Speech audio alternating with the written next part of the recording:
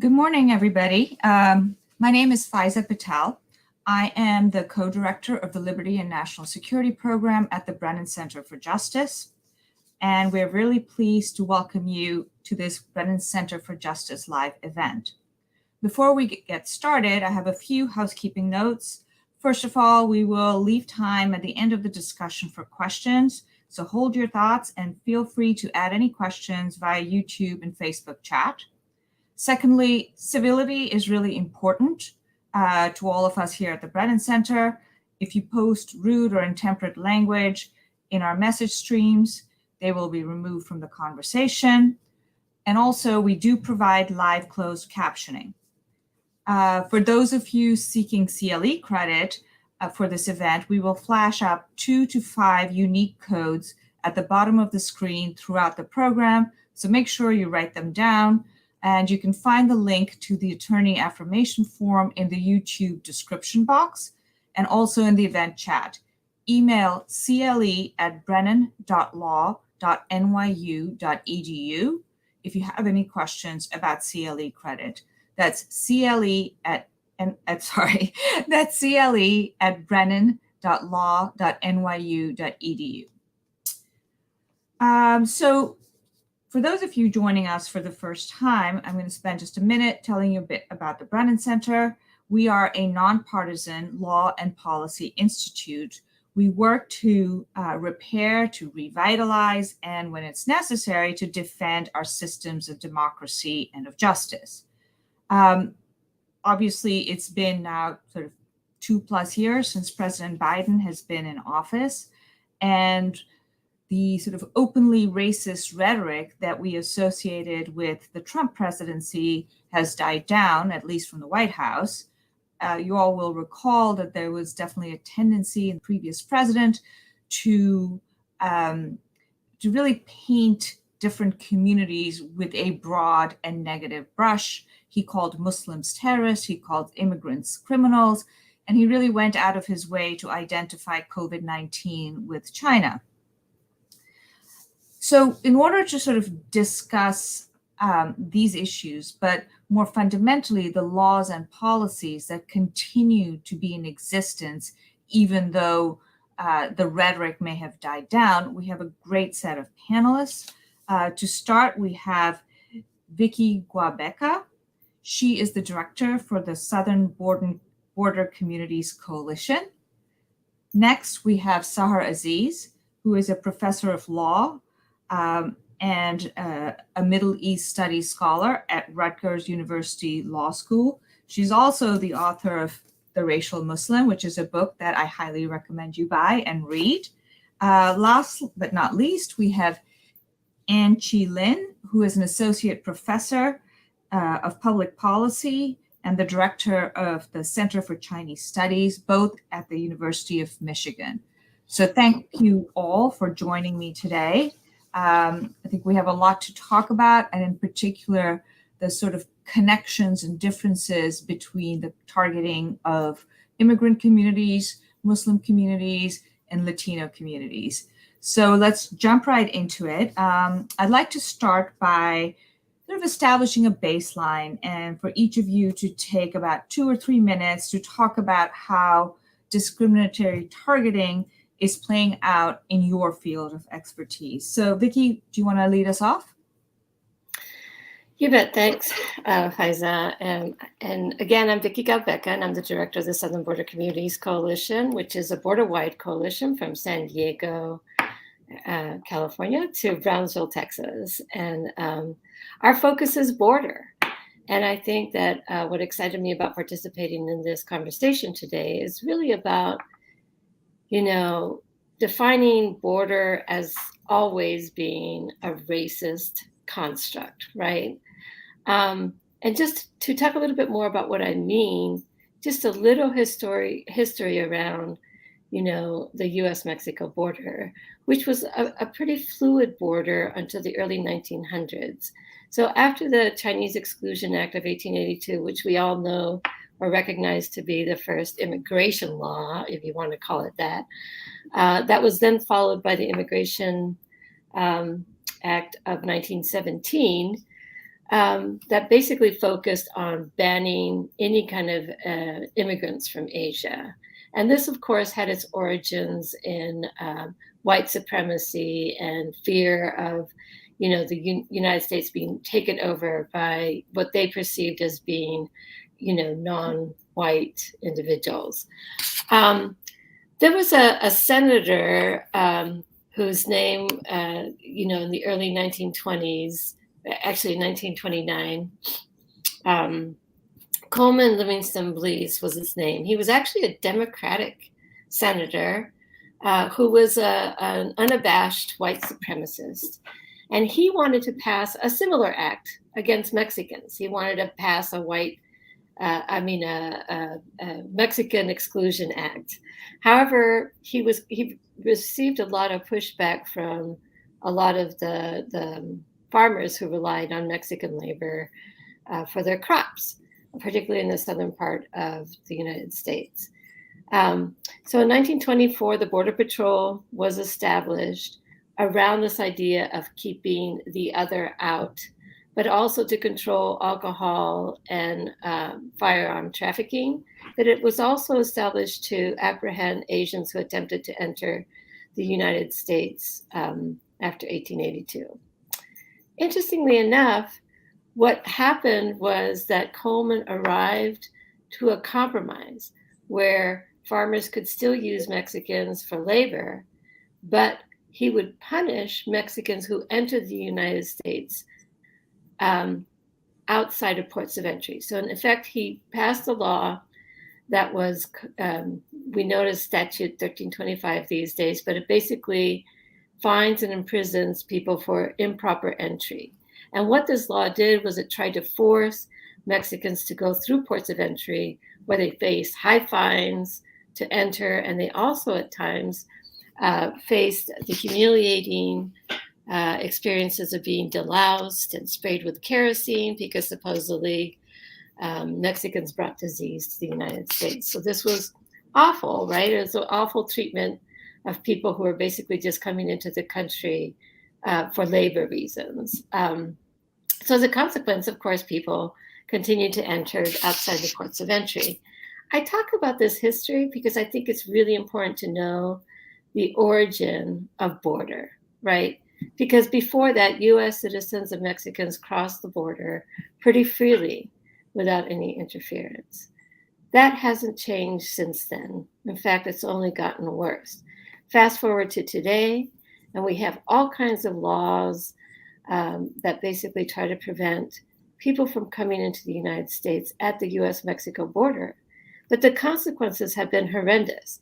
We have treated people who are basically seeking protection in the United States because they're fleeing violence, or sometimes they're just fleeing poverty and are seeking a better life. They're coming to the United States much in the same manner that many immigrants have come to this country, yet they're being punished instead of being valued for their courage. It's not easy to pick up and move and go to another country and leave everything behind. As our policies have hardened in the border, we've also just increased the suffering dramatically at the US-Mexico border. I'll stop there. Thank you, Vicki. Sahar, let me turn to you next. Well, first, thank you so much to the Brennan Center for hosting us, and thank you to Faiza for being our fearless moderator. I'm a big fan of your work and of Brennan Center's work, and thank you to Vicki and Ann for joining me on the virtual stage. It's truly an honor to be here with so many esteemed experts. So there's much to say, or more to say, on Islamophobia and anti-Muslim racism, which is my area of focus, than we have time for today. However, I do want to focus on three key points surrounding the targeting of Muslims, Arabs, and South Asian communities in the US. And I include Arab and South Asian, knowing that there are obviously Christian Arabs and there are Arab Jews and there are South Asian Hindus and Buddhists. But many of these communities are often lumped together, homogenized as Muslim as part of the racialization process. So the last 21 years, which we now call the post 9/11 era in shorthand, has been a traumatic collective experience for America's diverse Muslim communities, especially those who are immigrants and children of immigrants from Muslim majority countries, because counterterrorism enforcement, it has been and continues to be intertwined with US military occupation in the Middle East, North Africa, Central Asia, and parts of South Asia.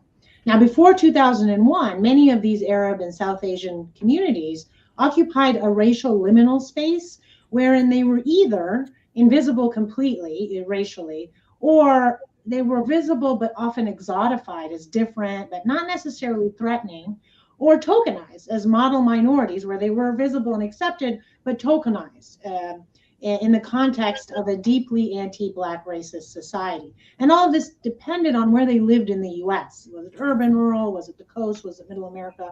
Was it the South, etc.? But this state of racial ambiguity ended abruptly and completely after September 11, 2001, such that they were now explicitly and very consistently vilified as a fifth column, as a threat to national security, as presumed to be anti-American, as presumed to be guilty of terrorism, or at the very least sympathetic to terrorism, unless they could individually prove their innocence. But this presumption of guilt followed them in all areas of life. So this leads me to the second point, which is the negative media coverage of Muslims for over 20 years, solely through the lens of terrorism. And we're only starting to see the media shift where we no longer just talk about Muslims through the securitized paradigm. But if you couple that with constant government rhetoric by elected and appointed officials, again, securitizing Muslim communities, all of this produced systemic material harms to Muslims in America. So the primary spaces where anti-Muslim racism manifested were, for example, in airports, in airplanes, in schools, in mosques, in public spaces where they would face racial violence, and in immigration proceedings, from applying for a visa to applying to become naturalized, to seeking to bring in family from abroad under the immigration laws. And so we even have this term now, when you look at the airport airline concept, called flying while Muslim, which sadly became a term of art to describe the frequency with which Muslims experience being constantly secondarily screened in airports, frisked in public in front of everyone. Oftentimes Muslim women with hijabs were asked to take off their hijab so that they could determine if there was a bomb under the scarf as opposed to their hair. And this was in contravention to their religious beliefs to have their hair shown in public. They were subjected to electronic screening electronic devices were searched. They missed flights due to the delays. And oftentimes they were outright denied the right to fly because they were on no-fly lists, which I'll talk about later. And then also the inside of mosques were surveilled by local police departments, such as the NYPD, LAPD, and others, and as well as the FBI.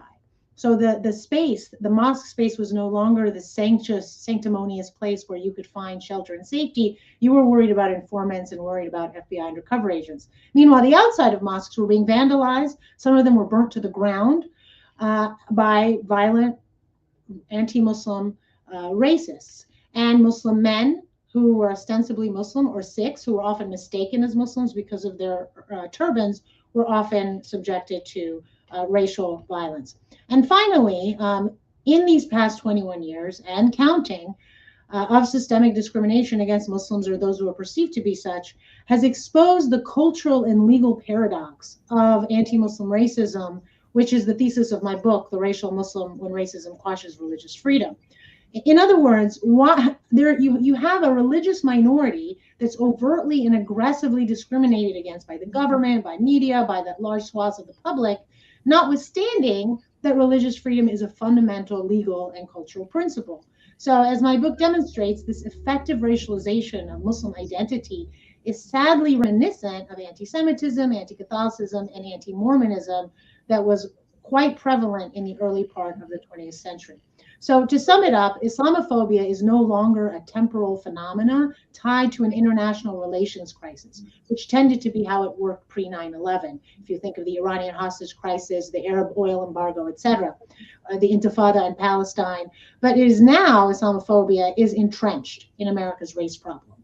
That is, the systemic othering and consequent disadvantaging of Blacks, Latinos, Native Americans, and Asians in social, political, and economic life now is a reality for many Muslims. And so as a result, what I call the racial Muslim is permanently within America's racial religious hierarchy, even as our government shifts the focus of its otherization efforts on Chinese Americans and other Asians as part of its so-called pivot to the East. And I'll leave it there. Thank you, Sahar. Well, that's a great segue to you, Ann. So take it away. Absolutely. And again, thanks so much to the Brennan Center and to you, Faiza, for introducing us and having this panel, and to Vicki and Sahar for the opportunity to be with them and speak with them today.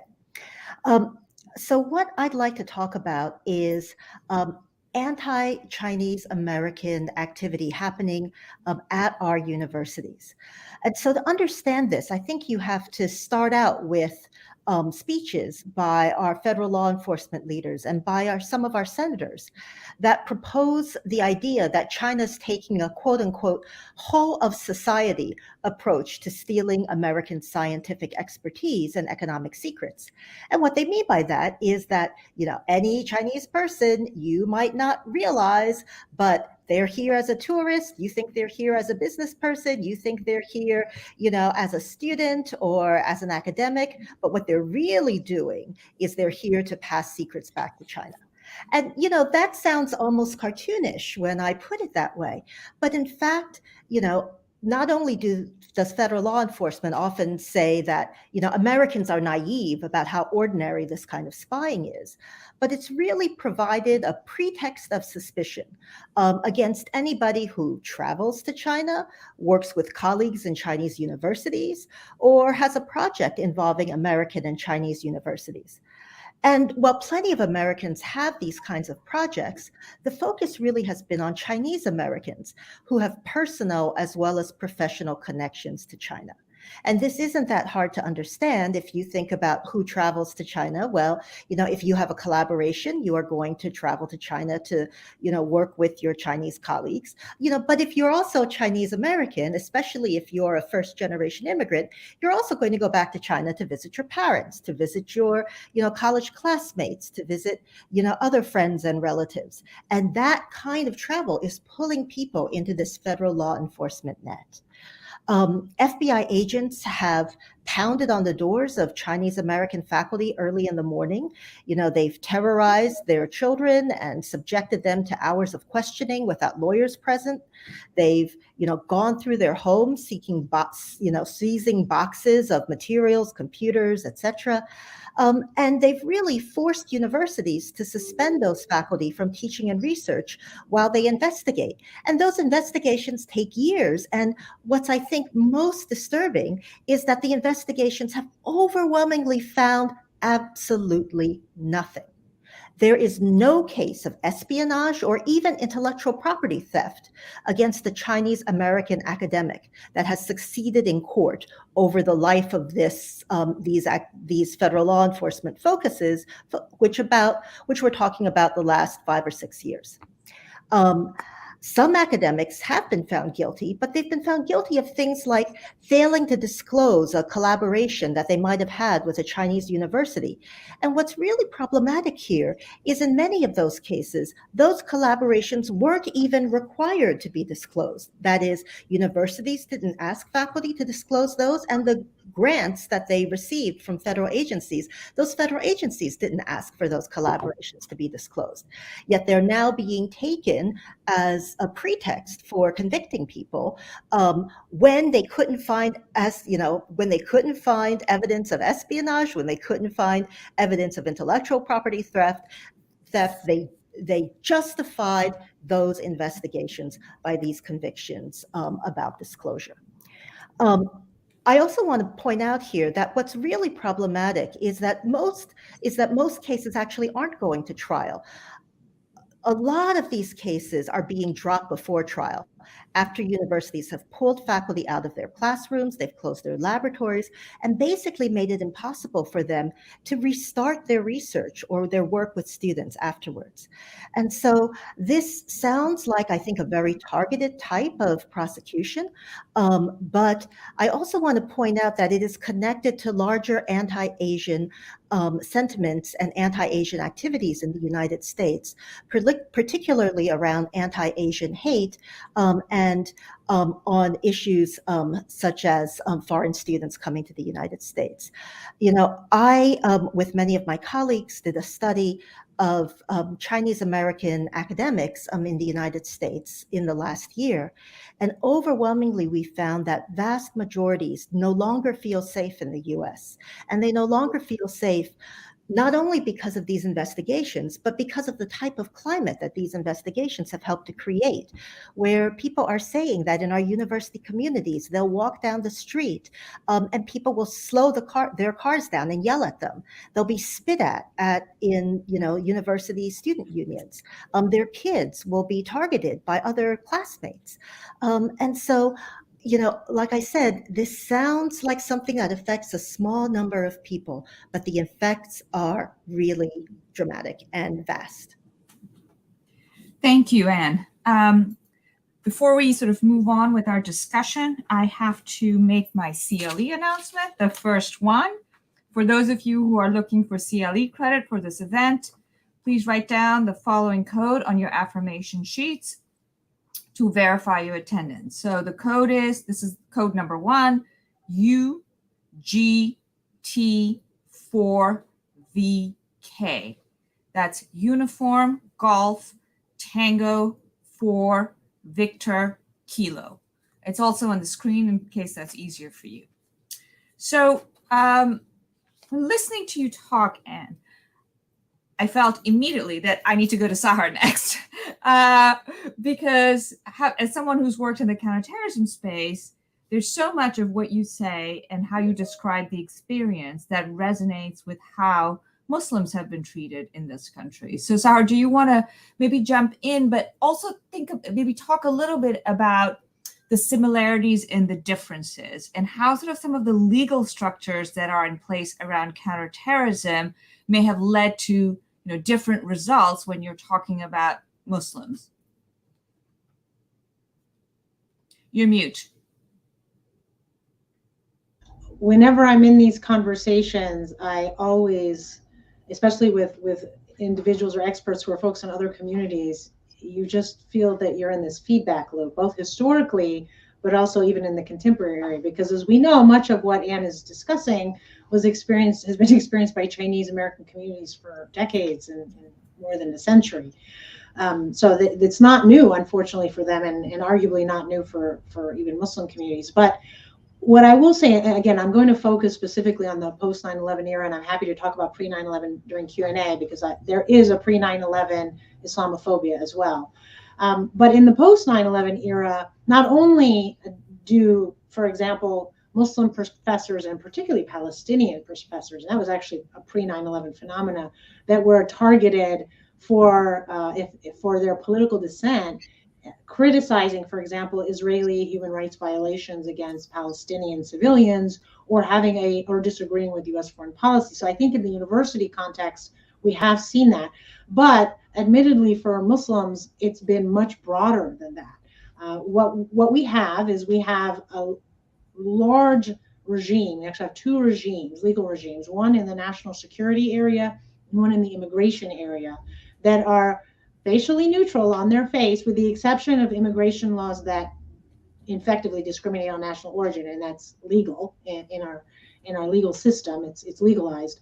But the laws are neutral on their face, but racist in practice, and that effectively impedes racialized communities, including Muslims, their ability to meaningfully access equal opportunity in education, business, media, other facets of American life. And it also targets them, or places a target on them, in the criminal justice system.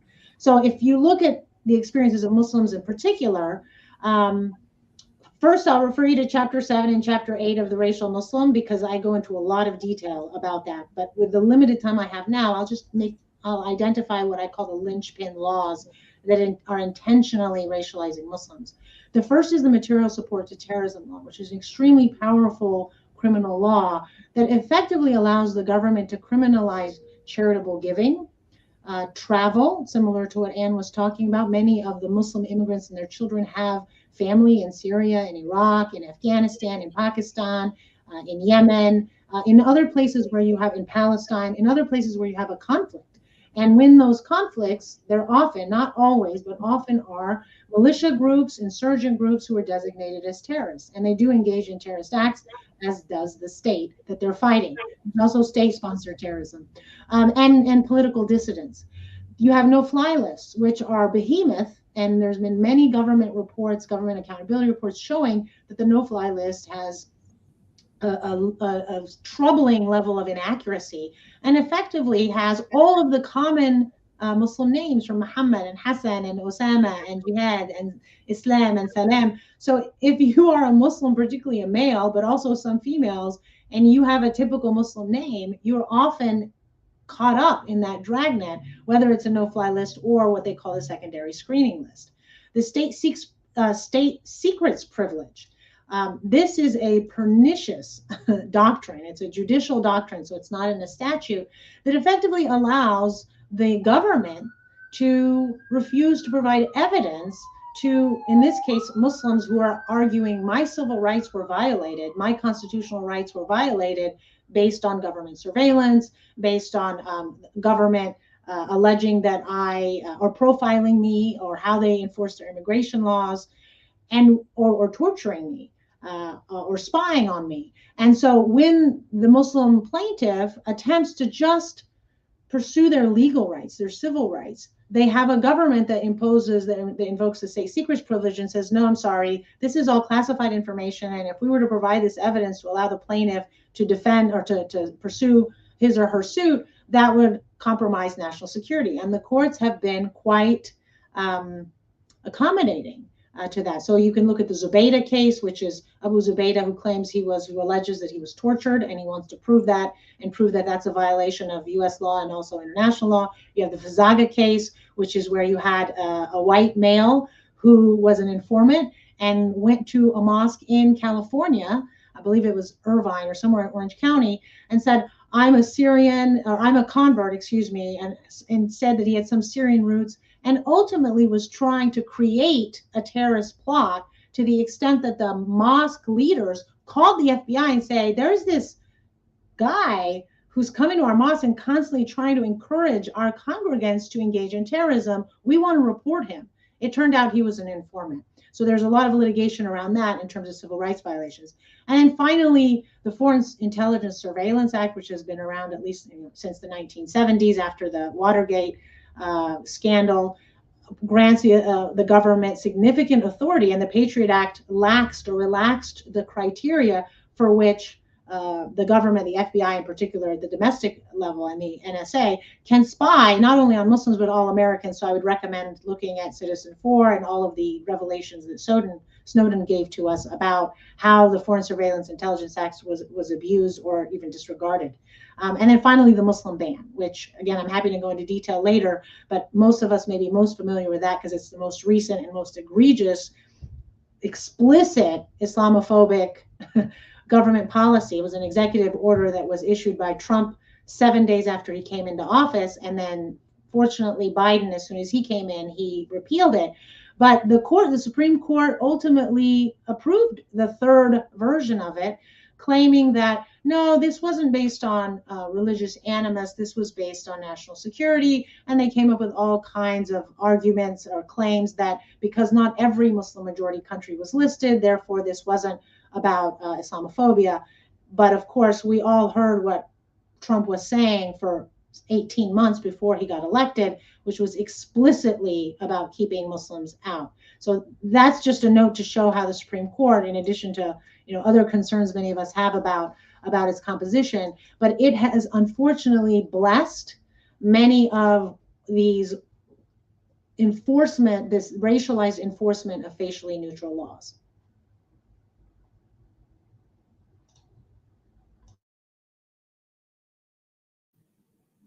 Thank you, Sahar.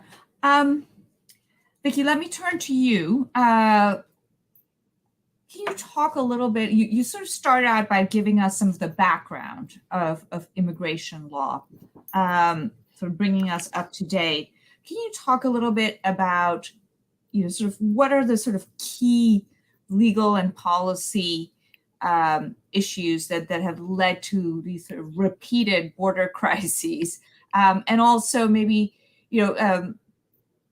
During the Trump administration, there was a lot of emphasis on a physical wall, right? But one of the things that we've seen over time is that even administrations that don't talk about a wall have an electronic surveillance wall that they're building at the border. So maybe you can talk about those two things for me. Sure. So there's two words that kind of struck me from what my colleagues Ann and Sahar mentioned. One of them is pretext. I think that it's very important to note that, there is no crisis at the border. I know that this is going to come as a surprise to people, but it's basically theatrics. It's theatrics that are put on by elected officials, by Border Patrol agents, who are intent on brokering fear to get the voters out to the polling booths. So I think that's really important to understand, that a lot of what happens on the US-Mexico border is pretextual, and it has a hidden agenda. And number two, it's all being done under the cover of so-called national security. That's the reason why I brought up the history of these statutes that affect those who enter the U.S., who are people that we need. We need immigrants. Immigrants strengthen this country. But so why are we punishing people who are coming here because we need them, or because they're fleeing violence, or they're just trying to make a better life? So one of the statutes so let me back up a little bit. Right now, everything that you hear about the statutes at the U.S.-Mexico border has been basically set aside thanks to Title 42, which is a public health law that was the first enacted under Trump, that used sort of public health, like COVID, as an excuse to sort of shut down the whole border, and for the U.S. government to abdicate on its responsibilities to provide what is lawful asylum hearings and due process for people who are seeking asylum in the United States. In other words, people who are seeking protection. We basically have shut the door to that, and the asylum system, which is part of our laws, is actually being completely eroded. Before Title 42, though, there are other bad laws in place, including the ones that I mentioned earlier on for improper entry and improper re-entry. Now, improper entry is basically punishable up to 2 years, 6 months usually to 2 years in prison. And improper re-entry, which means a person who has been expelled several times and comes back, is punishable up to two years, and up to 20 years if it's combined with an aggravated felony. I'm sorry, can people hear me? Yes, they can? Yeah. Okay. Sorry. Okay, so people can hear me fine. So that's very important to know, that a lot of these laws are just pretexts under the guise of national security. And what that has created is this region of exceptionalism within the 100 miles of border, that where actually, constitutional protections are eroded. So border communities who live inside the United States, above the international border lines, actually feel that their Fourth Amendment rights aren't being protected, that their First Amendment rights aren't being protected, all because Border Patrol and Customs and Border Protection has become the largest law enforcement agency in the nation, with about 60,000 employees. They use a multitude of surveillance technologies on the wall, at ports of entry, and at checkpoints, interior checkpoints that are up to 20 to 100 miles into the interior of the United States. We see unmanned aerial vehicles or drones, smaller drones everywhere, blimps, which they're called aerostats. There are all kinds of surveillance technology that doesn't just surveil, people who are crossing the border, but border communities themselves, border community residents. And And so that it's really important to also note that this is all benefits not the United States, not US residents, US citizens. It only benefits this business model that's been created at the US-Mexico border, where Border Patrol and elected officials have done a really good job of painting a narrative of chaos and crisis at the border, which is just false. It just doesn't exist. But who the public has come to believe as being true. So our philosophy is that we want to broker hope, not fear. We want to show our border communities as being a place of encounter, of hope, of opportunity. And we want to create a system at the border that is something that defies white supremacy, but is actually a welcoming system that receives people and protects the human rights and the constitutional rights of people who are coming to our border. I'll stop there. Thank you, Vicki. I have to do one more CLE code now for people seeking CLE credit. Your CLE code number 2 is 5V7QMU. That's 5 Victor 7 Quebec Mike uniform. It's also written on the screen in case you want to take it down from there. There's so much more to talk about in terms of the overlaps and intersections about the issues that each of you has brought to the table. But we do have a bunch of audience questions, and we would welcome more as well. So let's maybe jump into a couple of them.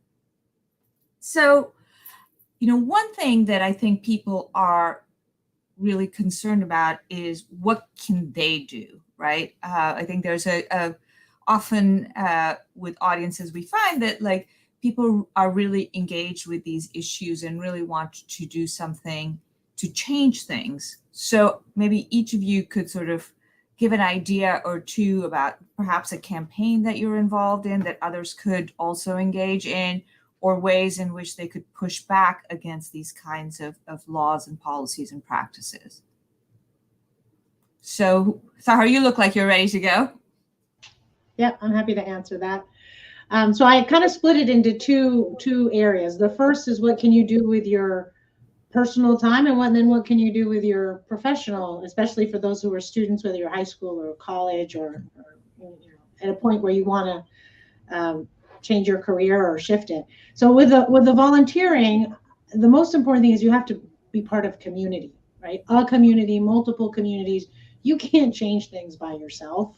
And the institutes and the regimes and the apparatus that perpetuate systemic racism is not by 1 or 2 or 3 individuals, it's a system. So you have to create kind of a counter system through people. And you can do that through institutions. I'm going to put a plug in for my center, the Center for Security, Race, and Rights, csrr.rutgers.edu, and RUCSRR on Twitter and Instagram, Rutgers CSRR. And we created this center so that people who are interested in anti-Muslim racism and Islamophobia could engage through the center, and we have multiple activities that you can find on the website. So it's just a matter of finding, if you care about reproductive rights, if you care about immigrant rights, specific types of immigrant rights. The blessing we have in the US, and I say this as someone who studies authoritarian regimes in different parts of the world, is that we do have a thriving civil society. Yes, it was under attack by the previous president, but we fought, and civil society is what kept it going. We have a relatively free press. It's not perfect. So the resources are out there, and it is on you to kind of find that, but just be in community. The second part is, again, these are to the late teens and 20s age, and then those who are later who may want to change careers. Be a social justice lawyer, be a public policy advocate, be a social worker. Choose a profession that allows you to commit your life's work to the issues that you care deeply about.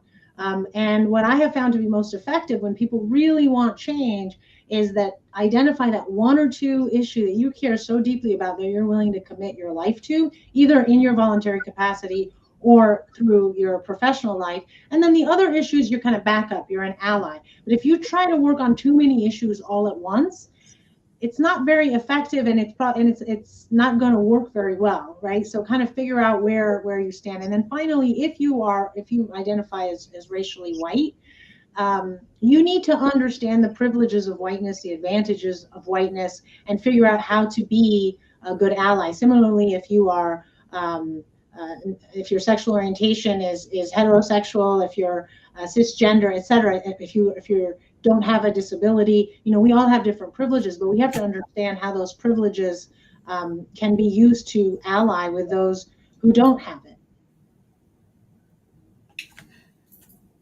Thank you, Sahar. I guess, Vicki, I want to turn to you on this. And one thing that really strikes me is that during the Trump administration, there was so much coverage and so much outrage about things at the border. And there's still coverage and there's still concerns, but it definitely is not at the same level, right? So I'm just wondering whether, sort of thinking about that context, what is it that people can do to participate or to help advance justice at the border?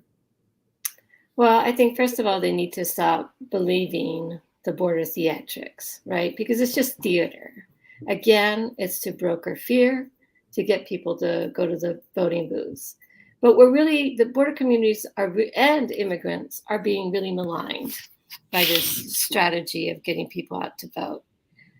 So my first request would be stop believing it. Number two, I would say write to your senators and your congressional members and say Title 42 needs to go. It's being used as a pretext unlawfully to exclude people from lawfully applying for protections in the United States. So please write to your senators, even your local elected officials, and tell them we need to do away with this Title 42. We'll look back at this time in history and be ashamed of our history, just in the same way as we are ashamed of the history of turning away Jewish refugees during World War II. We will be perennially ashamed if we don't get rid of Title 42 and stop using it as a pretext. And then finally, I would just say we need to push our elected officials in Washington, D.C. to broker hope, to, instead of spending billions of dollars on walls that are ineffective and lethal because they push people to cross in more dangerous regions of the border, but they also, they're 30 feet tall, these walls. We're seeing a huge increase in the number of deaths of people, including pregnant women, who die because they fall off of the wall. At 30 feet, the Trump administration researched this. Human beings become disoriented. So that's why they built it that high, because they intentionally want people to fall off the border wall. So we've seen a huge increase of injuries and deaths. So what we have to do is tell people in Washington, D.C., stop using these enforcement-only approaches, start pivoting towards a more humane, efficient, and orderly approach to how we manage our border, better border governance in a way that allows for both border community residents to have their constitutional rights restored, but also to create a system that welcomes people into our country that ultimately will only benefit and strengthen our nation. I'll stop there. Thank you, Vicki. Now I'm hearing a very loud echo of myself. There, it's gone. I think Ann is having technical problems, unfortunately, so I am going to speak on her behalf. Well, I think her message also resonates with what Sahar and what Vicki have said, which is that when you hear politicians talking about economic espionage, human rights violations, and other Chinese threats, please push back. The actions of the People's Republic of China are often problematic, and the US has and will continue to have serious disagreements with the PRC. But Chinese Americans are not spies. They are not a threat. They are law-abiding members of our country, and some of them are making extraordinary contributions to scientific knowledge and to their local communities every day. So on Ann's behalf, I've just read out that message. Thank you, Ann, and hopefully you will be able to join us again. I have a few more I questions. think Ann has fixed her technical problems. I can't hear everybody now. So sorry to have missed part of the conversation. Sorry, man. Okay. So I'm going to go back to the question list that we have, which will give me just a sec, because now I have to go back and forth to where we were. One question that I thought was really interesting was to sort of connect, how to connect the stories of the communities that we have talked about to Native Americans, who have also obviously, experienced extreme violence at the hands of the U.S. So does anyone want to take a stab at that?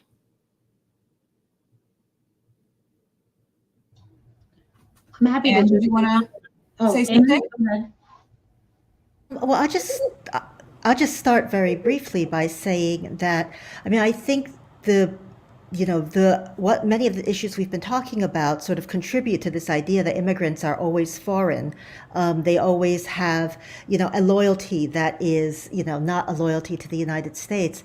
And, oddly enough, this is a real problem for Native Americans who, you would think of anyone, right? They by definition can't be foreign. They were here, this is their land. They were here before the rest of us were.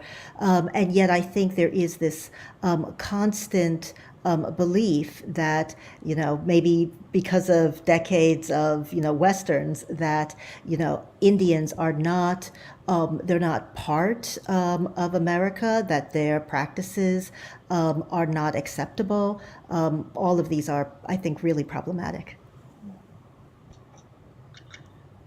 I'll just add that. Can you hear this echo? I'll just add that one of the travesties with regard to Native American identity and all of us is that we don't know the history. We have been subjected to propaganda and misinformation about Native Americans. You have to really search about their history, about how they were treated by the country. You have to search to find that. And so I think it's important that public education, and both in K through 12 and also college, incorporates that through the lens and through the centering of the voices of Native American scholars and those who are going to bring those perspectives.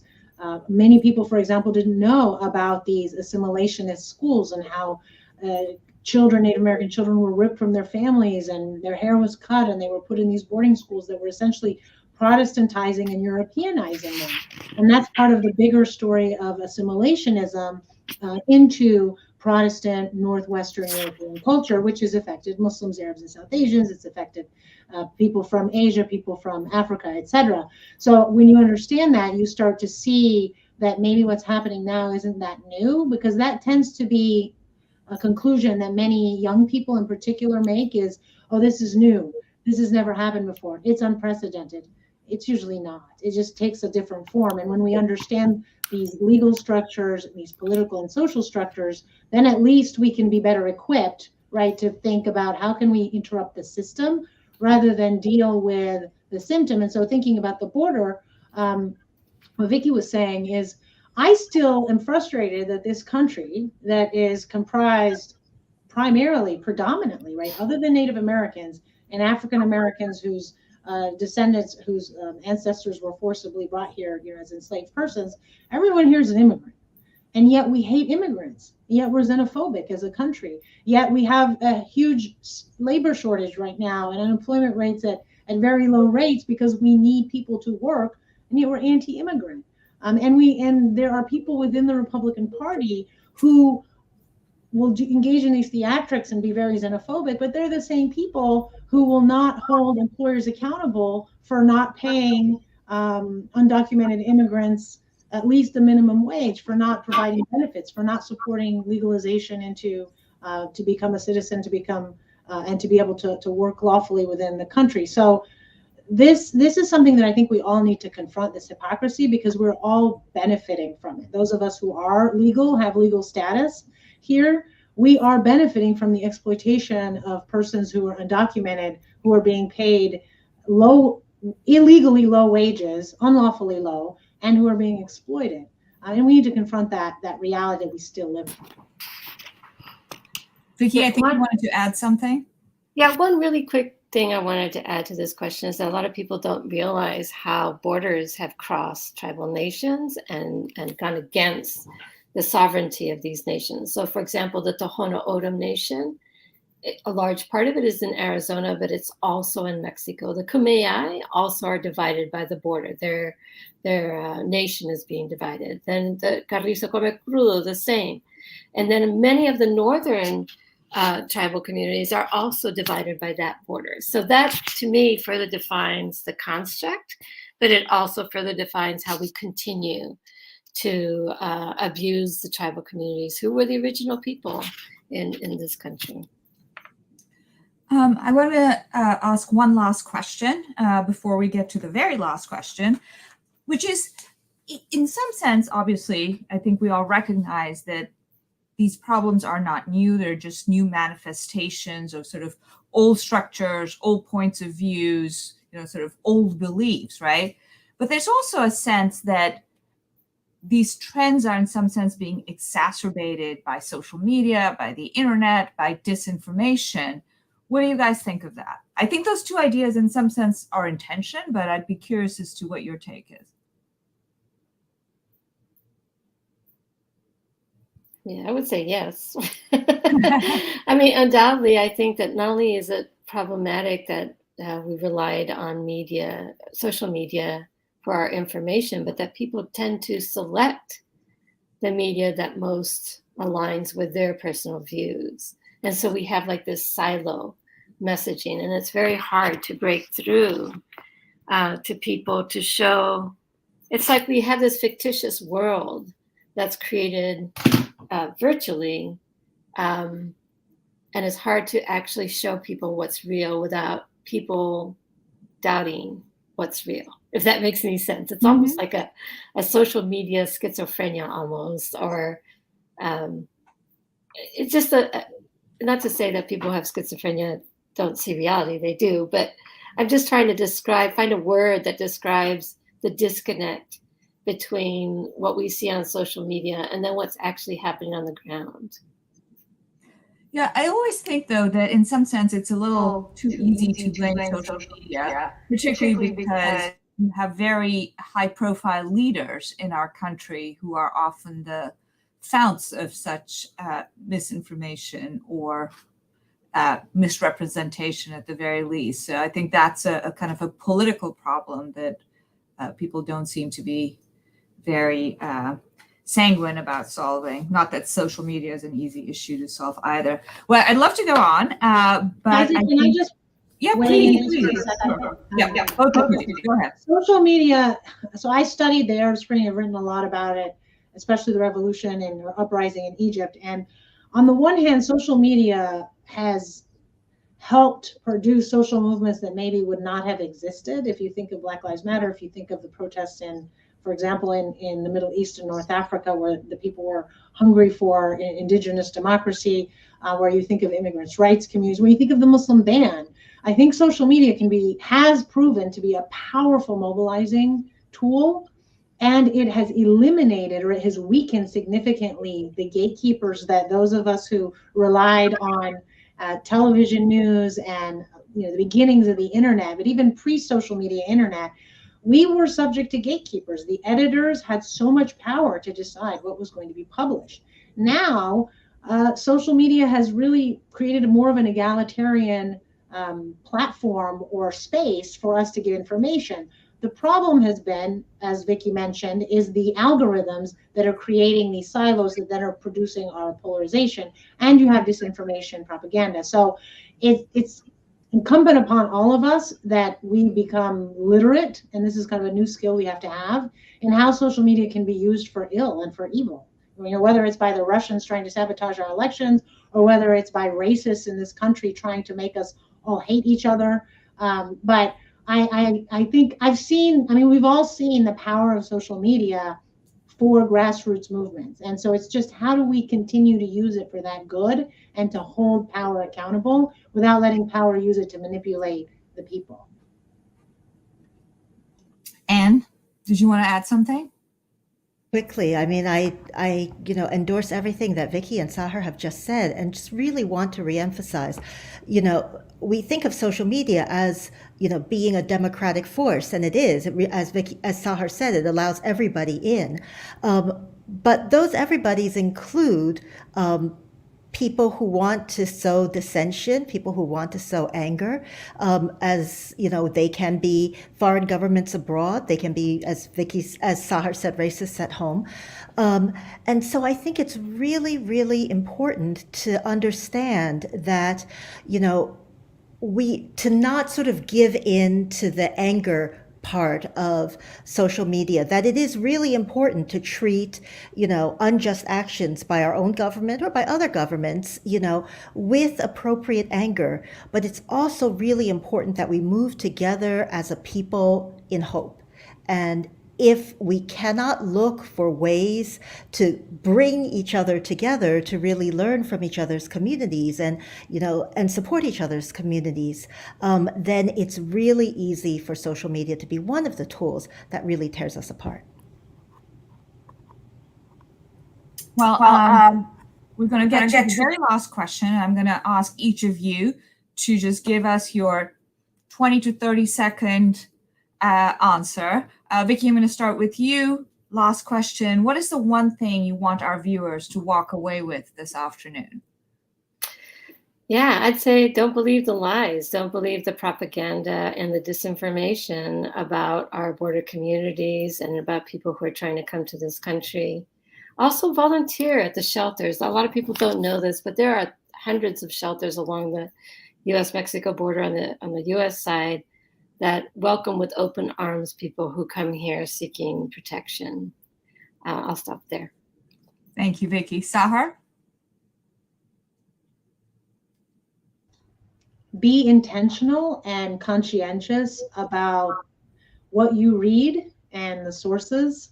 As a professor, as an educator, as a parent, I think that one of the common themes among the topics we've discussed is the importance of critical thinking.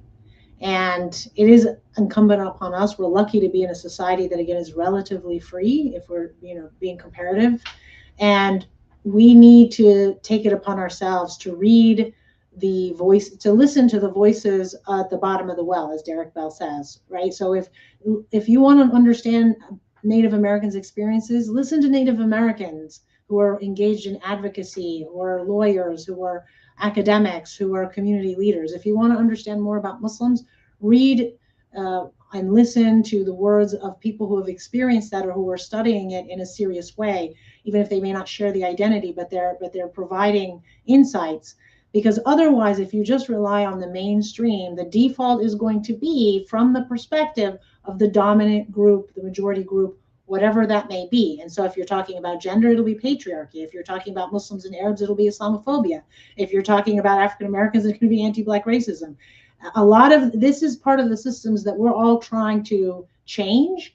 And so we all have to be conscientious of, don't just read, be purposeful in what you read and what you listen to, and have agency, exercise agency in how you educate yourself.